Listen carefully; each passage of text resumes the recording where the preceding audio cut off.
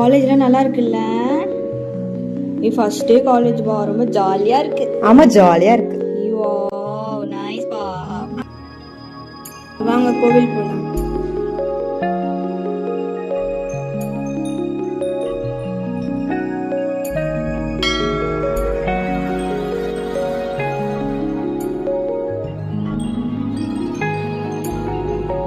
நீங்க ஃபர்ஸ்ட் இயரா? ஆமா நாங்களும் ஃபர்ஸ்ட் இயர் தான். வாங்க கிளாஸ்க்கு போலாம். ஏ 6 பேர் இருக்காங்கடி. 3 பண்ணிடலாம். இதை எப்படி பிரிக்கலாம்? ஒழுங்கா நில்லுங்க. ஆட் நம்பர்ஸ்ல இங்க வாங்க, ஈவன் நம்பர்ஸ்ல அங்க போங்க. ஃபர்ஸ்ட் இயரா? அப்ப சூப்பரா போச்சு. என்ன பண்ணலாம்? டைப் போற நீ வா. நீ யார்ல வந்து வா. அதுல எப்படி வந்த? வண்டி ஓட்ட தெரியுமா? உனக்கு தெரியுமா? அப்ப நீ வா, நீ போமா. நீ வாடா. வண்டி ஓட்ட அளவெடுத்து செஞ்சுவாங்க உனக்கு. நீ போ போ. வண்டி ஓட்ட போறப்போ வண்டி ஓட்டி காமிக்கிற வண்டி இல்லாம அது நீ ஓட்டணும். ஓட்டு. நான் ஹெல்ப்லாம் பண்ணுவேன். ஓட்டுவியா? வண்டி ஓட்ட அது நீ ஓட்டணும். குத்திக்கு வா போ. அவங்க போ. இல்லையா? சத்தம் போட்டு ஓட்டுன்னு வண்டின்னா சைலன்ஸ் ஆகிடுவியா? சத்தம் ஓட்டு. நீ ஹார்ன் அடி. ஈங்கி நான் சத்தமே கேட்கல. என்ன பண்ணலாம் அவங்க திருப்பி? இப்ப டைம் ஆயிடுச்சு. ஃபங்க்ஷன் வந்து எதனா பண்ணணும் போல இருக்கு இவங்க. சும்மா விட மனசு. சரி வேற வழி இல்ல. மணி பாரு, டைம் எல்லாம் சொல்லிடலாம். ஜெஷன் இருப்பாங்க, பார்த்துக்கலாம். போங்க போங்க. காலையில வரும்போது எப்படி இருந்தது? கேம்பஸ்லாம் பார்த்தீங்களா? எப்படி இருந்து பிடிச்சிருந்தா காலேஜ்? நம்ம காலேஜ் வந்து சொல்ல போனா ஒரு ஸ்ட்ரிக்டான ஒரு காலேஜ். இங்க வந்து ரேக்கிங்கே வந்து இருக்காது. ரேக்கிங் ஃப்ரீ கேம்பஸ் தான் நம்ம காலேஜ். உங்களுக்கு சீனியர்ஸ் வந்து ஜூனியர்ஸ் கூட ரொம்ப ஃப்ரெண்ட்லியா வந்து பழகுற ஒரு அல்டிமேட்டான ஒரு கேம்பஸ். ஸோ உங்களுக்கு வந்து எந்த பிரச்சனைனாலும் நீங்க சீனியர் கிட்டே வந்து சொல்லிடுங்க. ஸோ எந்த பிரச்சனைனாலும் ஒன்று சீனியர் கிட்ட சொல்லலாம், இல்லை எங்க கிட்ட சொல்லலாம். ஓகே சார், எல்லாரும் இன்டர்வல் நினைக்கிறேன். இன்டர்வல் போயிடுவாங்க. Okay, thank you. Thank you sir.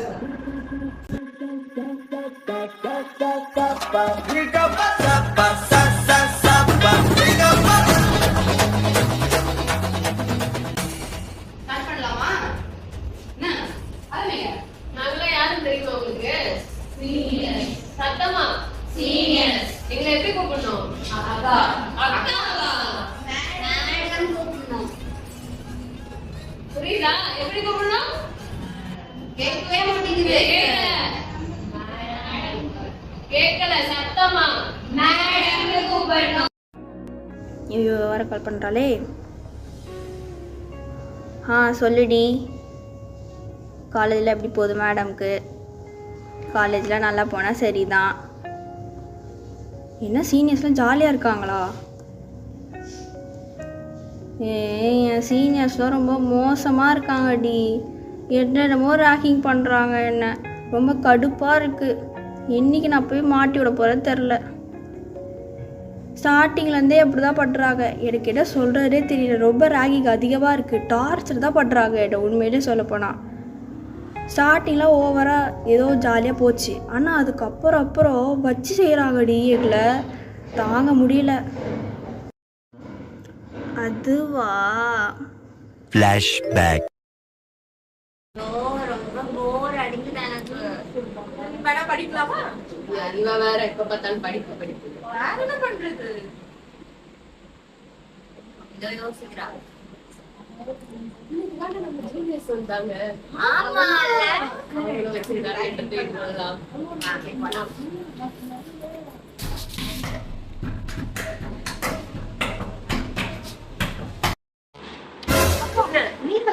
கதவு திறக்கிறது உனக்கு எவ்வளவு நேரம்? இது அந்த 4 பேருடி. நீங்க தானா? ஆமாண்டி. வா வா வா வா வா. கிளம்பு. மொட்டை மாடி வா. மொட்டை மாடி வா. வாங்க.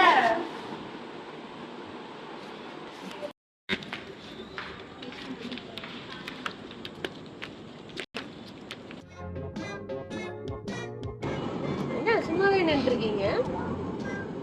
என்ன பண்ண வைக்கலாம்? என்ன பண்ண ஐடியா இல்ல.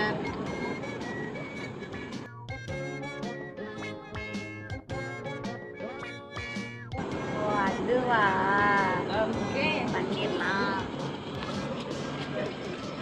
வாங்க வாங்க எல்லாரும் ஏறி மேல 2 பேரு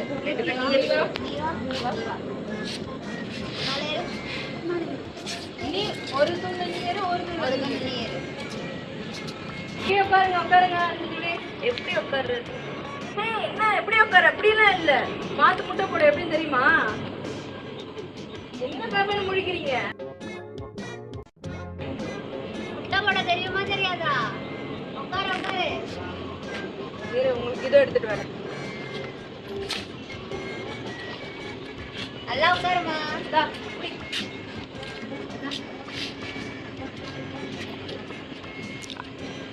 இது என்ன பண்ணணும்? போட்டுக்கோ மேல.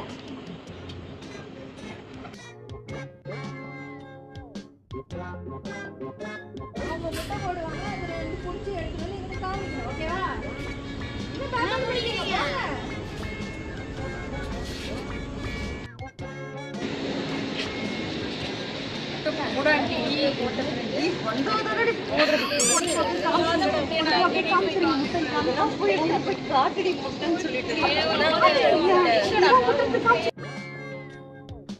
முட்டை வராதடி உனக்கு.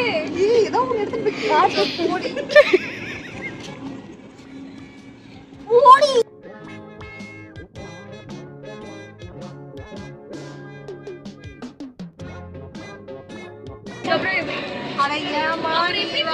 ஓகேவா? அதுக்கப்புறம் கொஞ்சம் நேரம்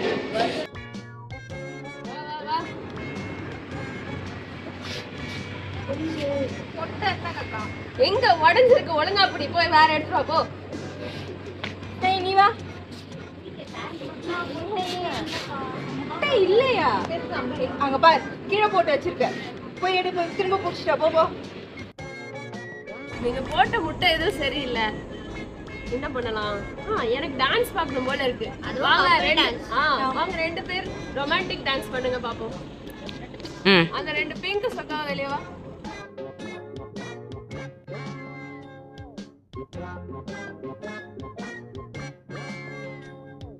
நீங்க 2 பேர் ஒரு பேர், நீங்க 2 பேர் ஒரு பேர். டான்ஸ் ஆடுங்க. பாடிட்டே ஆடணும். தெரியாது. தெரியாதா? வேற பனிஷ்மெண்ட் இருக்கு. நீங்க ஆடுங்க. நீ வா. ஆடிக்கிட்டே ஆடணும்.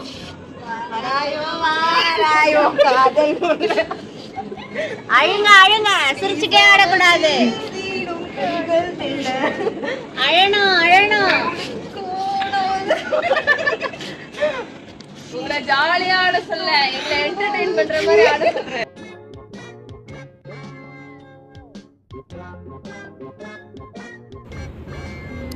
உங்களுக்கு ஸ்குவாட்ஸ் போட தெரியும்ல? ஸ்குவாட் பண்ணுங்க. நல்லா ஸ்ட்ரெச் பண்ணிட்டு போடணும்.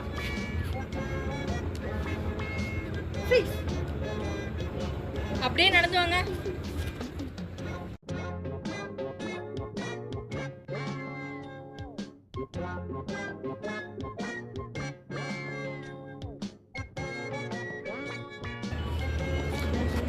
என்ன நின்ட்ட? வா. எங்களை எதிர்த்து பேசுறேன். நாங்க சொல்றதுல நீ செய்யணும். கால் வலிக்கலாம் சொல்லக்கூடாது. என்ன நடக்க முடியலையா? வா உட்கார வைக்கிறேன். வா.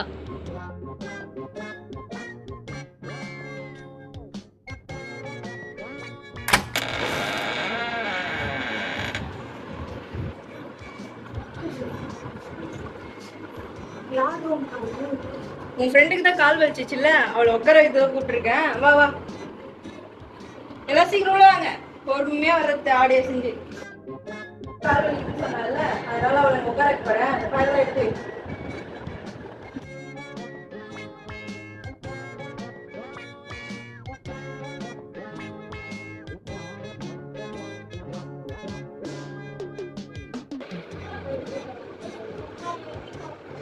மேல முட்டை போட்டால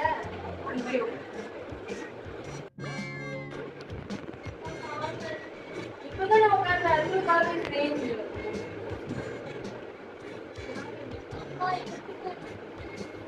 எல்லாத்தையும் சொல்லி தர முடியும். இல்ல இல்ல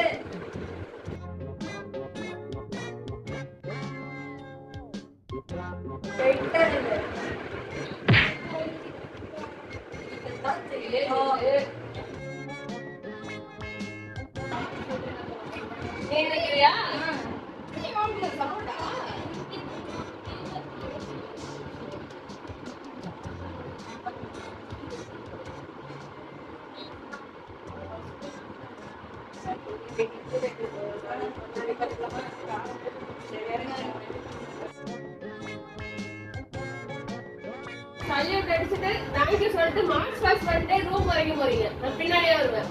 ஓ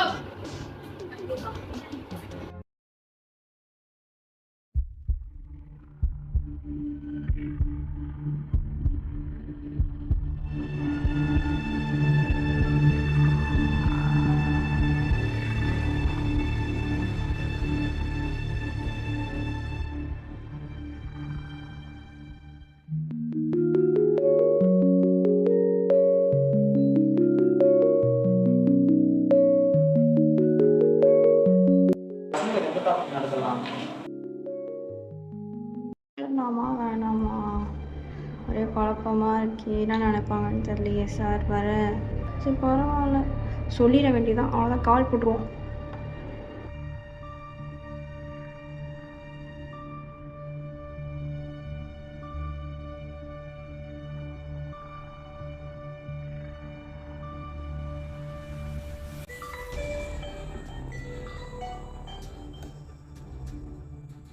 ஹலோ, நான் ஃபர்ஸ்ட் டே சரஸ்வதி பிரியா பேசுகிறேன் சார். சரஸ்வதி பிரியானா அந்த 2 பேருக்கு நடுவில் உட்காந்துட்டு இருக்கீங்களே நீங்களா? ஆமாம் சார், நான் தான் சார். சார் எனக்கு ஒரு பர்சனல் இஷ்யூ உங்ககிட்ட ஷேர் பண்ணட்டுமா சார்? காலேஜில் பரவாயில்ல, எந்த ஒரு பர்சனல் இஷ்யூவாக இருந்தாலும் பரவாயில்ல, நீங்கள் தாராளமாக என்கிட்ட ஷேர் பண்ணலாம். சொல்லுங்கள்.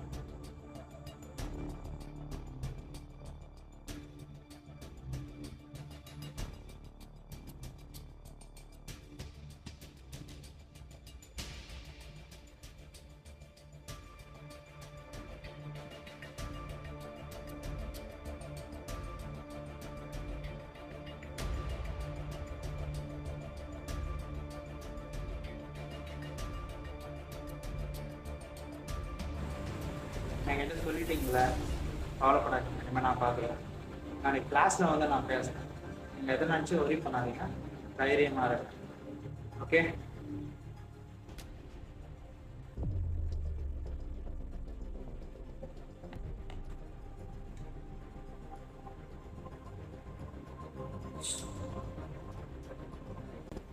ஆக்சுவலி ரேகிங் வந்து பண்ணக்கூடாது. ரேகிங் வந்து நம்ம காலேஜில் இருக்கவே கூடாது. ரேகிங்ன்றது ரொம்ப தவறான ஒரு விஷயம்.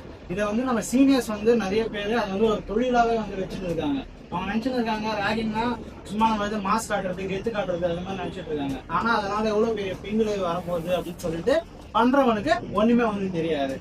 இதனால வந்து பாதிக்கப்படுற பொறுத்து 2 பேர் மட்டும்தான். இது அந்த விக்டிமா பாதிக்கப்படுவான், தப்பு பண்ணவனும் வந்து பாதிக்கப்படுவான். அவனுக்கு வந்து ரேகிங் வந்துட்டு போயிடும். அதனால சூசைடல் தாட்ஸ்லாம் கூட அவனுக்கு மேபி சீனியர்ஸ் யாராச்சும் உங்களை வந்து ரேகிங் பண்ணிட்டாங்க அப்படின்னா நீங்க வந்து ஒரி பண்ண தேவையில்ல. நம்ம வந்து அவங்க மேல லீகலா வந்து ஆக்ஷன் எடுக்கணும். எப்படின்னா ஐபிசி செக்ஷன் 323 படி அவங்க மேல ஆக்ஷன் எடுத்தா அவங்களுக்கு 2 வருஷம் ஜெயில் தண்டனை பிளஸ் 10,000 இருந்து 1 லட்சம் வரைக்கும் அவங்களுக்கு ஃபைனை வந்து நம்ம வந்து கொடுக்க முடியும். அதே மாதிரி அவனை வந்து எந்த ஒரு காலேஜுக்கும் ஆல் ஓவர் இந்தியாவில் எந்த காலேஜுக்கும் அவங்கள ஜாயின் பண்ண விடாம நம்மளால வந்து பண்ண முடியும். ஸோ அவங்க மேலே ஆக்ஷன் எடுக்கிறதுக்கு நம்ம முதல்ல தைரியமா முன் வரணும். என்ன கண்டுக்காம போற? இவங்களை பத்தி போயிட்டு எங்களுக்கு நியூஸ் வந்துச்சு. அக்கான கூப்பிடுற மேடம் என்ன ரொம்ப டல்லா இருக்க? இல்லையா?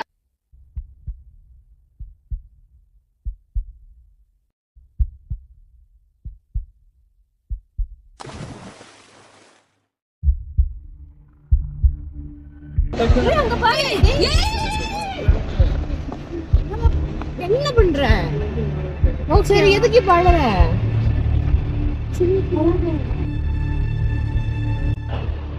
நம்ம வந்து இந்த காலேஜ்ல ஃபர்ஸ்ட் ஜாயின் பண்ணும்போது நம்ம எல்லாரும் வந்து ஒரு பிளட்ஜ் எடுத்திருப்போம் ஆன்டி ரேகிங் கோசம். நம்ம வந்து நம்மளோட ஜூனியரை வந்து ரேகிங்லாம் வந்து பண்ண மாட்டோம் அப்படின்னு சொல்லிட்டு காலேஜ் ஜாயின் பண்ணும்போது நம்ம வந்து பிளட்ஜ் எடுத்திருப்போம். இது எல்லா காலேஜிலும் நடக்கிறது தான். பட் வந்து அப்படி இருந்தும் சில ரேகிங்லாம் ஒரு சில காலேஜில் நடந்துட்டு தான் இருக்கு. இன்னும் நம்ம காலேஜில் வந்து ஜூனியர்ஸ் நீங்க முன் வந்து சொல்லணும். உங்களால வந்து நேரடியாக வந்து சொல்ல முடியல அப்படின்னா நம்மளோட கவர்மெண்ட் ஆஃப் இந்தியா வந்து ஒரு ஆன்லைன் வெப்சைட்டை வந்து கிரியேட் பண்ணியிருக்காங்க. யூஜிசி யூனிவர்சிட்டி கிராண்ட் கமிஷன் அவங்க வந்து ஆன்டி ரேகிங்கான ஒரு வெப்சைட்டை வந்து ஓபன் பண்ணியிருக்காங்க. அதில் நம்ம ஆன்லைன்லேயே போய் கூட ரிஜிஸ்டர் பண்ணி கம்ப்ளைண்ட்ஸ் வந்து ஃபைல் பண்ணலாம். இவங்க வந்து யார் வந்து பாதிக்கப்பட்டிருக்காங்களோ அவங்களோட நேம் மென்ஷன் பண்ணி எந்த காலேஜோ அந்த காலேஜோட நேம் வந்து பர்டிகுலராக மென்ஷன் பண்ணி கேஸ் வந்து ஃபைல் பண்ணோம் அப்படின்னா அவங்க மேலே லீகலாக நம்மளால ஆக்ஷன் எடுக்க முடியும். அவங்களால வந்து நேரடியாக போய் கம்ப்ளைண்ட் பண்ண முடியலனா கூட ஆன்லைன்லேயே நம்மளால கம்ப்ளைண்ட் பண்ண முடியும். ப்ளஸ் எல்லா ஸ்டூடெண்ட்ஸும் ஈச் அண்ட் எவ்ரி காலேஜ் ஸ்டூடெண்ட்ஸும் அந்த ஆன்டி ரேகிங் வெப்சைட் உள்ள போய் அண்டர்டேக்கிங் ஃபார்மை வந்து ஃபில் பண்ணியிருக்கணும். இது வந்து மஸ்ட். அதனால விக்டிம்க்கு ஃபிசிக்கலாகவும் மென்டலாகவும் எமோஷனலாகவும் ரொம்பவே வந்து அஃபெக்ட் ஆகிருக்கான். ஸோ அதனால அவனுக்கு இது மாதிரி சூசைடல் தாட்ஸ்லாம் வந்து வரும். ஸோ சீனியர்ஸாக நீங்கள் வந்து அவன் வந்து ஒரு ஃப்ரெண்ட்லியாகவோ ஒரு தன்னோட கூட பிறந்த சகோதரனாவோ தான் வந்து பார்க்கணும் தவிர அவனை கலாய்கிற நகத்தில் அவனை ரொம்ப ஹர்ட் பண்ணி அவன் மனசை ரொம்ப காயப்படுத்தக்கூடாது.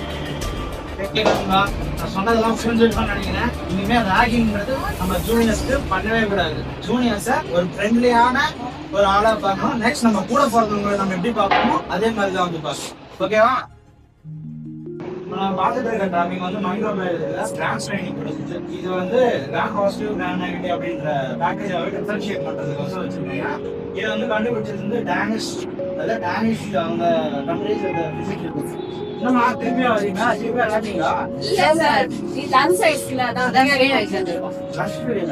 ஓகே, என்ஜாய் பண்ணுங்க.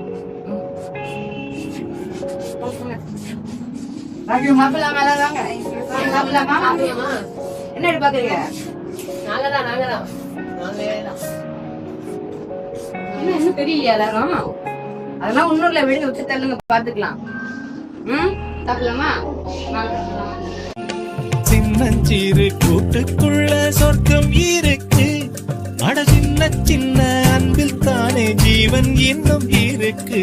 பட்டாம்பூச்சி கூட்டத்துக்கு பட்டா எதுக்கு? அடவாசம் மட்டும் போதும் கண்ணே, காசு பணம் எண்ணத்துக்கு. பச்சை கிளிகள் தோளோடு பட்டு குயிலோ மடியோடு பூரோகம் ஆனந்தத்தின் இல்லை இந்த பூமிக்கு